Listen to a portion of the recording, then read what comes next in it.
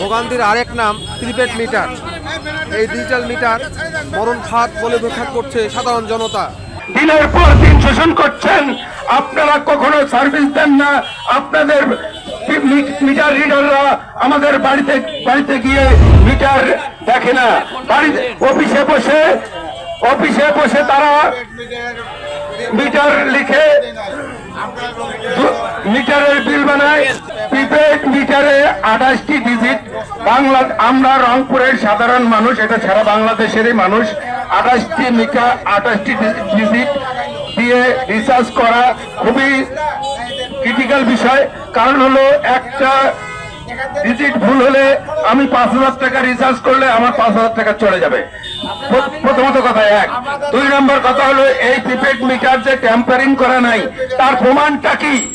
যেহেতু বিগত 18 বছরে বাংলাদেশ থেকে $16 বিলিয়ন পাচার হয়ে গেছে। এই যে প্রিপেড মিটার কিনতে গিয়ে কত বড় দুর্নীতি হয়েছে, কত টাকা বাংলাদেশ থেকে লুট করা হয়েছে। এসব অবৈধ মিটার আমাদের বাসায় লাগালে আমরা আমাদের বিদ্যুৎ বিল যদি বেশি করে কাটা হয়, যদি আমরা ক্ষতিগ্রস্ত হই, এর দায় কে নেবে? তাই আমরা বর্তমানে প্রিপেড মিটার সম্পর্কে কোনো কিছু জানি না। রংপুরবাসী আমাদেরকে না জানিয়ে তারা প্রিপেড মিটার লাগালে আমরা কোনোভাবেই এই মিটারের মেনে নেব না এবং রংপুরে লাগাতে দেব না। যদি রংপুরে কারো বাড়িতে প্রিপেড মিটার নিয়ে যায় আপনারা তাকে বেঁধে রাখবেন। আমি এখান থেকে ঘোষণা দিয়েছি, যদি কোনো নেস্কর কোনো মানুষ প্রিপেড মিটার নিয়ে আপনার বাসায় যায় তাকে বেঁধে রাখবেন।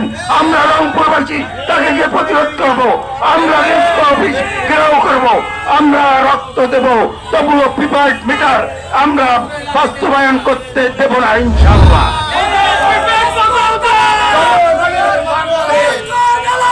হুঁশিয়ার সাবধান।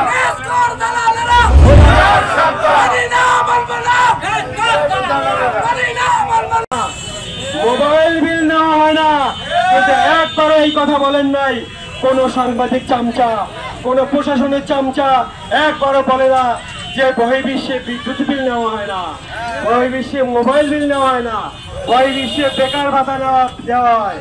আমাদের দেশে বেকারের পকেট থেকে বিদ্যুৎ বিল গেলাম। যদি আপনারা এর বাইরে কোনো কর্মসূচি নেন এর দায় দায়িত্ব আপনাদের।